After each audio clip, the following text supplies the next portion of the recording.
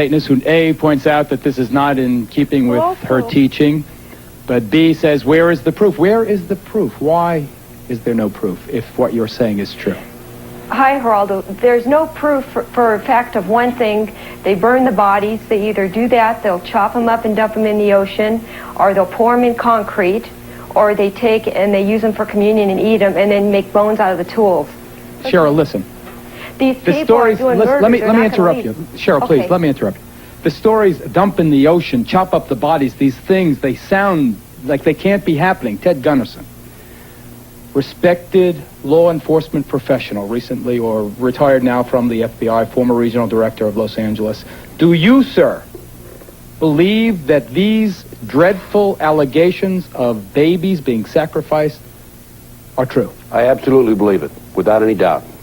Based on the information that's been given to me across the country by numerous survivors and by confidential sources and informants. Then why didn't you name these people and arrest them? Never a name, never an arrest. These women come out of a group and they insist that they know the people in the group, and yet they do not identify these large mysterious cults. Name them and arrest them and get them off the street. Does he not make a valid point? He makes a valid point. The problem with that is, number one, police officers don't believe it. I may believe it. You may believe it. Some people in your audience may believe it. They don't believe it. Number two, if you decide to investigate these people, you have to, number one, handle it from an undercover operation. If you put an undercover operation into effect, then you have, in a sense, your own police officers become involved in these heinous crimes, and they are, of course, become murderers. And in addition to that, if you do decide to investigate these people, there's a lot of work. And many law enforcement officers are apathetic and don't want to get involved. Ladies and gentlemen, you have heard this. The debate here could rage over this issue alone for hours and hours and hours. Michael Aquino is right when he says there have not been any successful prosecutions for this horrible allegation. Ted Gunderson is a sincere man with a good reputation who says that there are difficulties in the prosecution. Still, the point is it has never been proven in a court of law. Obviously, it needs more investigation, but if these things are happening, then there should be a national task force of federal and state and local cops working together to prove or disprove. Because this is just unacceptable, this impasse. Coming up, we're going to have warning signs you should watch for, parents, and all of our guests will be available for a final discussion about Satanism after this break.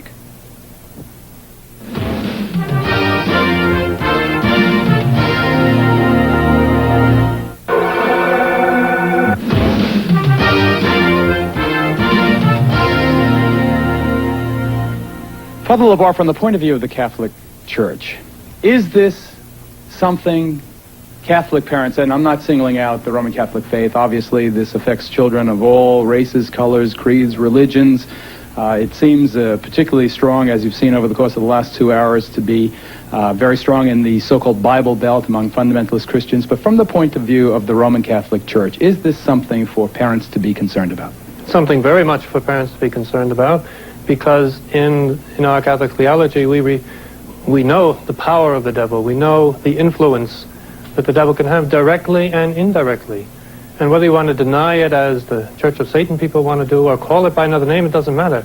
It's the power of evil, the force of evil, and it's that thing which disrupts ordinary human life, which, as we've seen happening so often. So it is necessary for parents to beware and be Dr. careful. Aquino, is it the force of evil? Does it disrupt? Is it a force for everything negative? Well, if you're talking about Satanism as legitimate Satanists define it, absolutely not. It is ethical, it is above ground, it is positive. If you are talking about the devil as it is defined by religions such as Father LeBar's, then it is, in fact, a symbol of degenerate behavior, and this is part of our problem tonight. Should we have warnings, sir, the way we do on cigarette packs, for people coming into your houses of worship?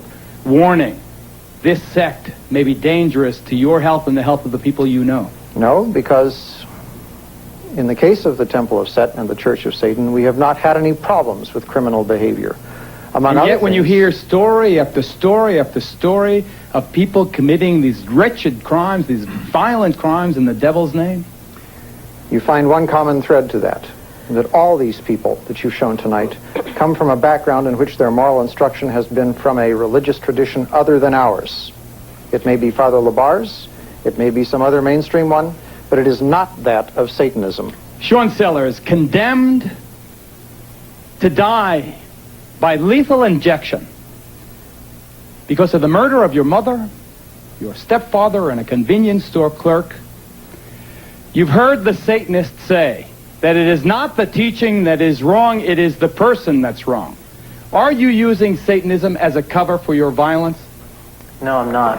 I've heard quite a few, well, I can call them as lies on the show right now. I've heard Dr. Aquino say that Satanism is not, or the ideals that we're talking about here are not Satanism. That is because Satanists believe that good is evil and evil is good. And so, of course, they're not the ideals that he believes in. He believes that evil is good. That is what I believed in. I heard him say that the Satanic Bible is not to be taken literally. But I talked to a 16-year-old boy yesterday who takes the Satanic Bible literally. I've been working with a lot of ministries around the United States trying to get and help people get out of the occult. He takes the Satanic Bible literally. I took it literally. A lot of people are taking the Satanic Bible literally. And I heard Anton LaVey's daughter say that these babies who are being sacrificed, that's not Satanism. Or she wouldn't answer to saying that it was. The fact of the matter is that kids are abducted, teenagers are drawn into the occult, and a lot of them are being used for occult sacrifices.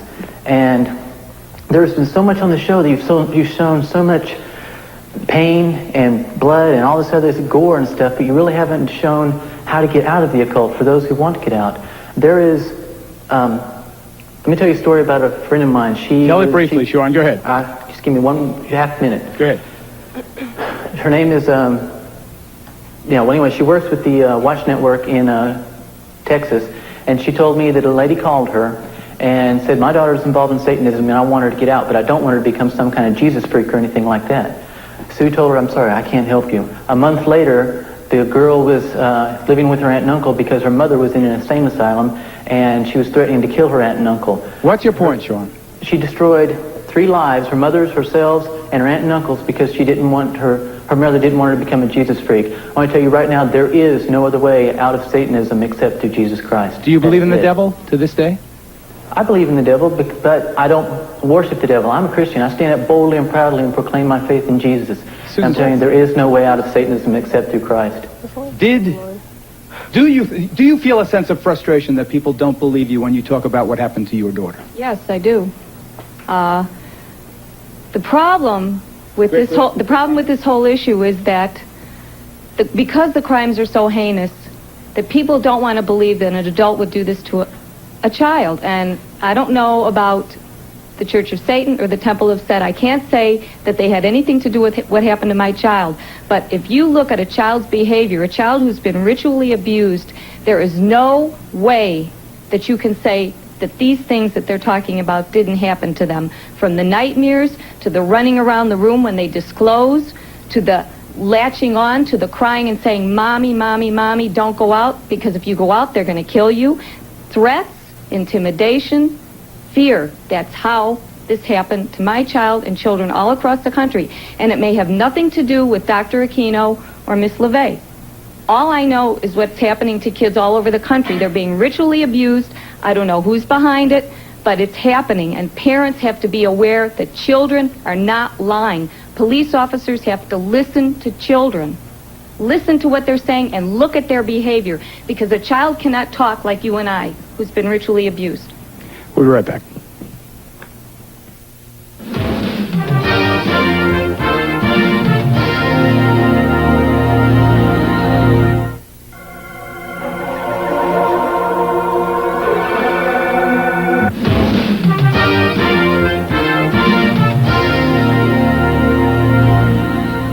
All of us know that life is not safe. Every day we face the possibility of crime and disease and accidents and disasters. So here comes Satanism, which most of us would like to write off as harmless antics by some lunatic fringe.